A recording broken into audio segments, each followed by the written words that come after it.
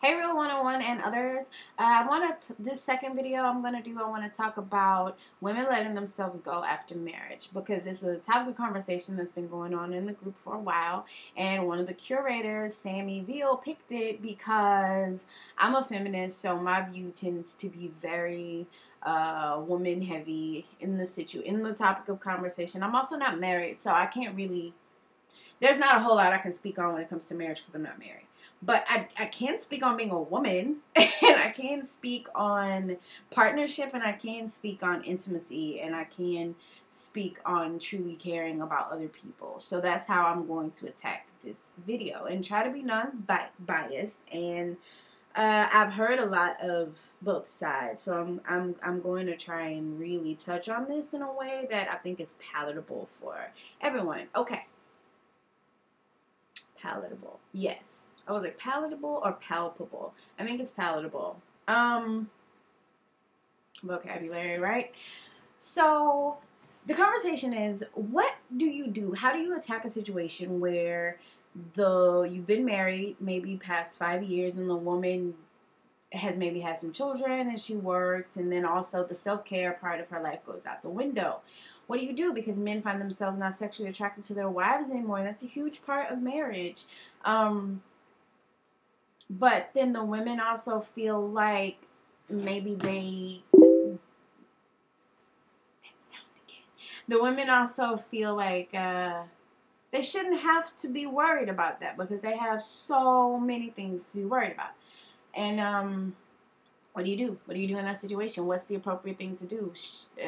Should people be upset, rightfully, or what?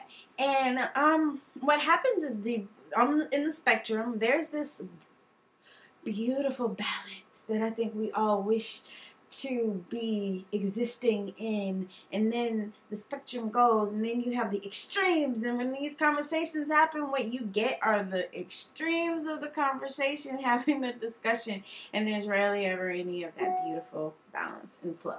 So let's try to get to that beautiful balance and flow. The men's concerns are, I'm not asking you to do that much. It's not always about body size and body type. I've been hearing that and hearing that and hearing that, and I'm getting what you're saying. So it's not always about the woman getting fat, which I thought at first that that's what we were talking about. It's about just completely devolving into like a blob of depression and angst, and your day-to-day life, you're miserable, and you're not sexy, and you're not attractive.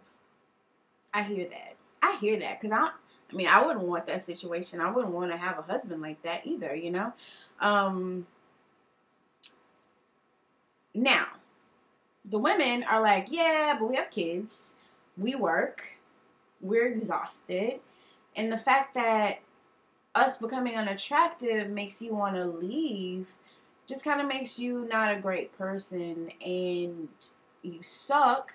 If that's how you feel, don't be with me in the first place, because marriage is about more than that. So let's bring that in. First things first, sex matters, sexuality matters, attraction matters. It absolutely does. It is just not realistic to believe that anybody wants to, like, this is the person I'm going to be having sex with for the rest of my life. If I don't want to have sex with you, like, we're going to have some problems. We're going to have some problems. I feel like that as a woman. A lot of men feel that way. A lot of women may still not feel the sexual freedom that allows them to say that with pride and really own that. But I can. I'm so privileged, and that is something to me that feminism has given me, is like the privilege as a woman to own my own sexuality and say sexual needs are important. So I really want you to remain attractive. I want to bang you every day. And I want you to want to bang me every day. That's love. You know, when you just look at me and say, I want to bang you all the time. That's great. That's a great place to be in a relationship. There's some people that exist their entire marriages all their life until they're old like that. So it's possible. I think, though, that we just look at the physical attraction part and not the emotional well-being. And that's the problem on the other side. Men don't understand how much our emotions and our mental health plays a part of how we feel about ourselves, what we wear, how we take care of ourselves, etc., etc., etc. So sometimes what's happening is women are just, we're a different type of woman now. Like, we have more to do than just stay at home with the kids, feed you, and keep ourselves together. Like, life is doing a lot, and it's expected for women to be just beautiful all the time. And the problem with that is when you think that that's our life's purpose, and that's not all guys, but sometimes that is a mentality. Like, women should just, that's what you should do. It doesn't matter if I'm fat. It doesn't matter if I'm, letting myself go. I'm the provider. And that's sometimes the part of the conversation. It's like, stop thinking that relationships these days are still under the patriarchal platform where men are the provider and women are only like cooking, cleaning, and taking care of the kids.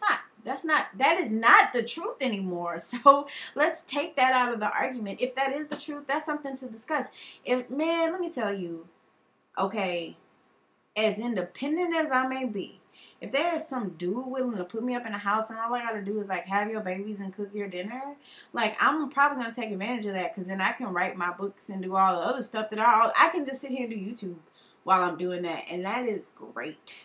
So, I'm not opposed, but that's not life anymore. There's a lot of women that are the providers and the child bearers and taking care of their husbands and allowing them to do their dreams, and then trying to still make them feel like a man at the same time. And there's a lot that goes into it. And I think that sometimes men argue from a very old and traditional standpoint and forget that life is just different, and we're all trying to cope and trying to figure out the best way to deal.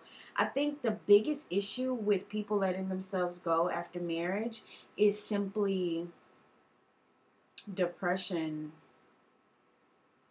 Depression and apathy more than comfort. Some people think you got comfortable and you didn't care anymore, so you just let yourself go. No, there could be so many factors. People not feeling purposeful, people feeling depressed, people feeling overwhelmed, people just not having the nutrition education, people not having the fashion education, people just feeling insecure within themselves for different reasons and wanting to cover themselves up, people not feeling sexy, people not feeling attractive. And I think that when you're married, your responsibility to your partner is to help them be better and help them be happy and help them maintain a healthy state of mind, because when you have a healthy state of mind, you have space to have a healthy body, you have space to do self-care, and we aren't all super people, we just aren't, and that's okay. And I think that if you've been married for 5 years and you can't have that conversation, then your marriage already started on a really rocky foundation.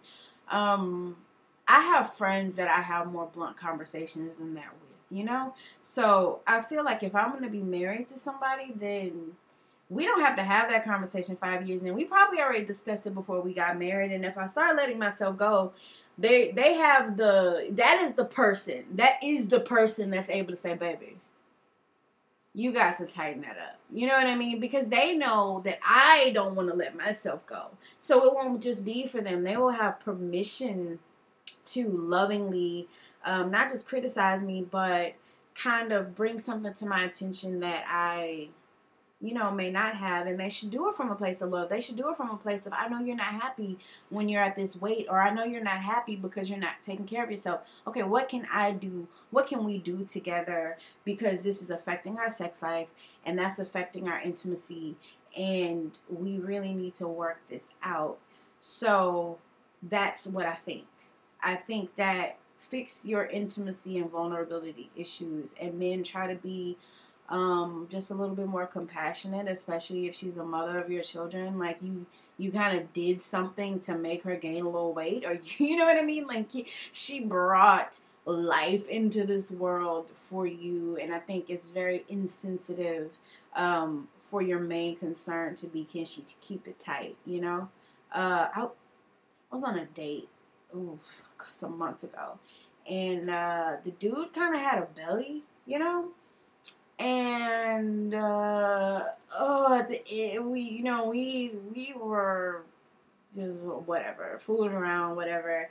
And he had to go, and before he left, he was like, keep it tight.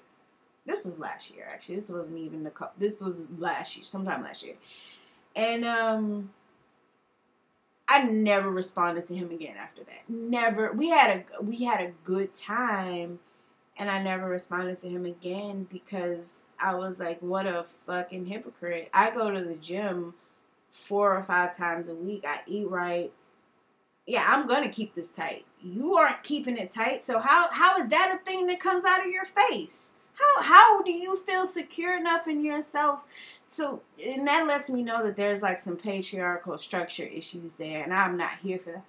I'm not here for that at all. So I just was like, pig, you know, and it really put me off, and I didn't like it. And so I think in the marriage conversation, that comes up a lot, is men let themselves go too, but still expect the woman not to, because maybe women are more tolerant of a certain amount of, you know, men letting themselves go than men. So we should just continue with that because that's a great deal, right? It's not a great deal. Both parties have to be sexually attracted to each other. I think that we are remiss to believe that sexual attraction is not a very large part of it. It is unnecessary. It's necessary to life. Sex is a very, very, very important thing.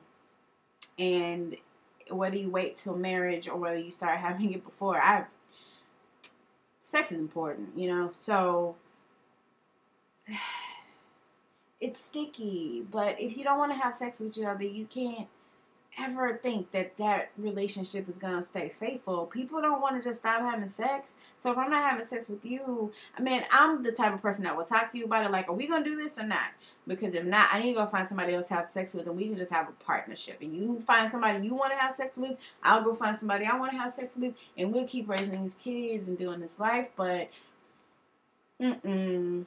nope, it's important. So I would advise us all to maybe think about that as a factor in keeping sexuality an important factor in your relationships when you're married. I don't even know if I want to be married. I think that's something that you can't know until you meet someone that makes you feel like you want to be married, and it makes me cringe that there are people who grow up believing that's their life purpose, and that shouldn't make me cringe because I know a lot about numerology, and I am learning that there are some people that is their purpose, like family and marriage is their purpose. So I'm trying to be more tolerant of that. Well, no, it's not tolerant. That's a really condescending word to use, and I apologize for that.